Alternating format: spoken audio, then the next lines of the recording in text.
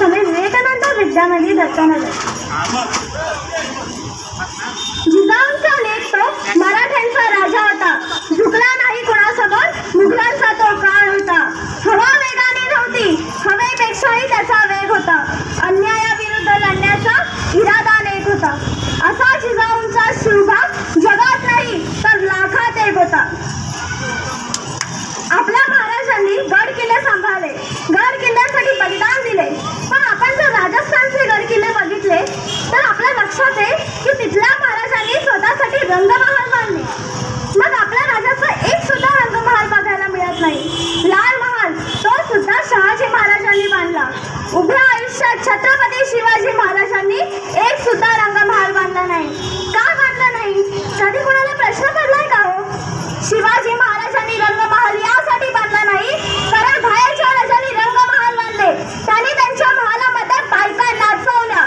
माझ्या महाराजांनी रंगमहाल बांधले नाही, माझ्या महाराजांनी 365 गड किल्ले बांधले आणि त्या गड किल्ल्यांच्या जोरावर बायका वाचवल्या। म्हणजे हे गड किल्ले सांगतात की महाराजांचे नवचैतन्य काय होते ते। अहो त्या काही फोन नव्हते, हे जे बोलण्याचे साधन आहे ना ते नव्हते, मग काय करायचे महाराज? रायगडावरती गेल्यावर नगरखान्यापाशी उभे राहून अत्यंत हळू आवाजात बोलायचे, तुम्हाला महाराजांच्या सिंहासनापाशी अत्यंत मोठ्या आवाजात ऐकू जाईल। किती हळू आवाजात आजही बोला नगरखान्यापाशी, तुम्हाला महाराजांच्या सिंहासनापाशी स्पष्ट ऐकू जातं। हे महाराजांनी रायगडाचे तंत्र निर्माण केले। अहो त्या काळी फोन नव्हते, मग त्यावेळी तानाजी मालुसरेंनी कोंढाणा घेतला हे कसे कळवले? तानाजी मालुसरेंनी गवताची गंजी पेटवली आणि पांढरा धूर निर्माण केला। पांढरा धूर म्हणजे गड घेतल्याची निशाणी होती आणि काळा धूर म्हणजे स्वराज्यावर एखादं संकट आल्याची निशाणी होती। रायगडावरती एखादं संकट आलं की स्वराज्यावरती काळा धूर केला जायचा।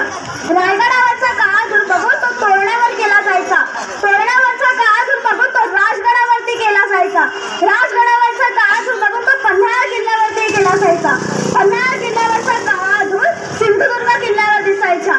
बघता बघता 10-15 मिनिटाच्या आत स्वराज्यातील 365 गड किल्ल्यांवर निधनाची किंवा वाईट बातमी पोहोचवली जायची। महाराजांच्या इतिहासातून आणखी एक गोष्ट शिकायची। काय माहीत आहे? महाराजांनी इथल्या रयतेला जगण्याचा प्रेम निर्माण केला। महाराजांच्या राज्याभिषेकाचा सोहळा होता, एक एक पायरी चढत महाराज किल्ल्यावर जात होते। आऊसाहेबांनी विचारले, राजे शिवाजीचा छत्रपती शिवाजी होत आहे, कसं वाटतंय तुम्हाला? महाराज म्हणाले, आऊसाहेब या किल्ल्याची एक एक पायरी चढतोय, पण या प्रत्येक पायरीवर मला माझा धनाजी आठवतोय, मला माझा बाजी आठवतोय।